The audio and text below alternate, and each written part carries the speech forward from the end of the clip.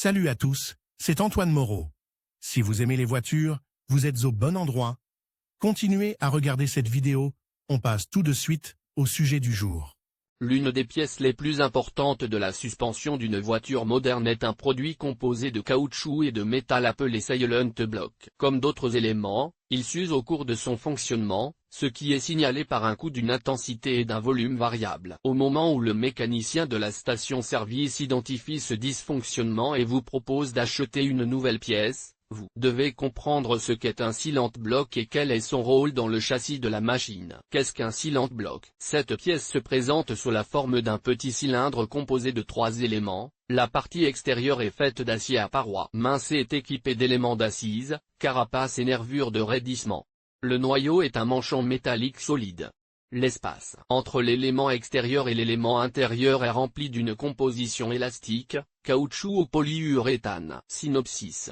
Les fabricants ont commencé à utiliser le polymère comme charge relativement récemment, alors qu'auparavant seul le caoutchouc technique naturel était utilisé. Le fonctionnement de tout Silent Block repose sur le fait que la douille intérieure, comprimée de tous les côtés par l'élastomère, ne doit pas tourner. La coquille extérieure est tout aussi fermement assise par rapport à l'insert en caoutchouc et ne tourne pas. Toutefois, si une force de torsion suffisante est appliquée, les manchons en acier peuvent se déplacer l'un par rapport à l'autre, en raison de l'élasticité de la charge. Objectif et emplacement de la pièce. Dans une voiture, les roues sont fixées à la partie motrice de la carrosserie au moyen de leviers. Pour que la suspension élimine en douceur toutes les irrégularités de la route, les conditions suivantes doivent être réunies. La roue, sous l'influence du ressort, doit se déplacer de haut en bas sur le levier.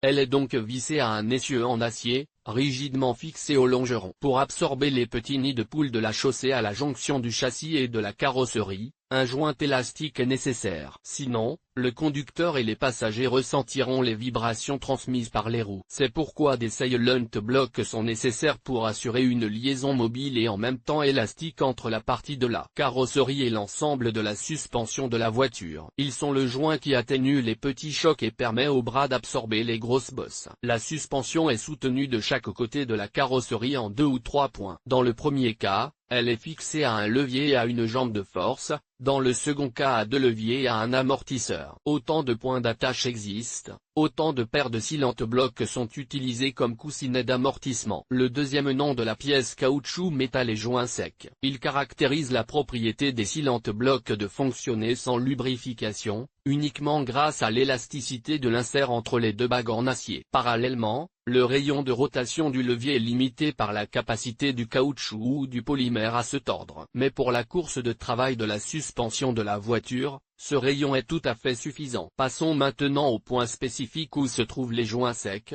l'endroit principal mentionné ci-dessus, l'attachement des bras supérieurs et inférieurs. L'élément moteur de la carrosserie, le longeron, situé sous le passage de roue, présente une saillie percée d'un trou dans lequel l'essieu est inséré sous la forme d'un long boulon. Des joints métallo-caoutchouc, enfoncés dans les pattes de bras, sont placés sur les bords de l'essieu et fixés à l'aide d'écrous. Le petit Silent Block est situé au point le plus bas de la fixation de la crémaillère à la fusée de direction. Sur les amortisseurs, les articulations sont placées sur les 2 pattes, supérieures et inférieures. Les pièces sont également utilisées dans les points d'appui des barres de réaction et des stabilisateurs de stabilité transversale. La suspension arrière des voitures modernes est le plus souvent de type multilevier ou à barre de torsion. Dans les 2 cas, il s'agit de leviers montés sur des Silent Blocks. Les articulations ne sont pas seulement utilisées dans la suspension avant. Même sur les machines dont la poutre de l'essieu arrière n'est pas coupée, des produits caoutchouc métal sont utilisés pour installer les tiges arrière et les amortisseurs. Signe d'usure des joints.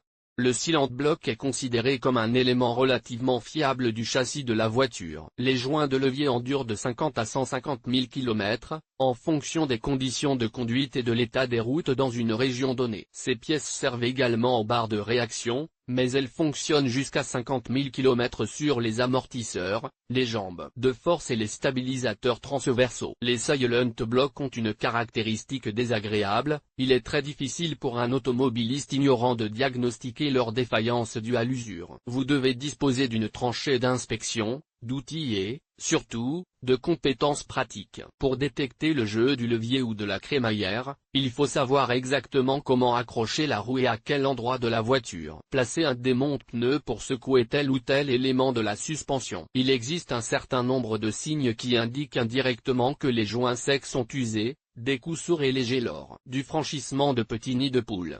Des chocs sourds provenant d'un côté du véhicule lors d'un virage serré indiquent un problème au niveau des articulations stabilisatrices. La voiture s'écarte de la ligne droite sur une surface plane, les pneus présentent une usure latérale, des fissures profondes dans le caoutchouc de remplissage ou un désalignement du levier, détectés lors de l'inspection visuelle depuis le stand. Les symptômes énumérés ne peuvent pas indiquer directement le non-fonctionnement des cylindres blocs, si ce n'est que le caoutchouc commence à tomber en morceaux et que les roues sont sensiblement inclinées. Les roulements à billes et les axes des barres de direction peuvent produire des bruits sourds, et les produits dont le caoutchouc est fissuré peuvent être tout à fait utilisables. Le diagnostic exact du train de roulement de votre voiture sera effectué par les maîtres de la station-service, et vous devrez les contacter après l'apparition de ces signes.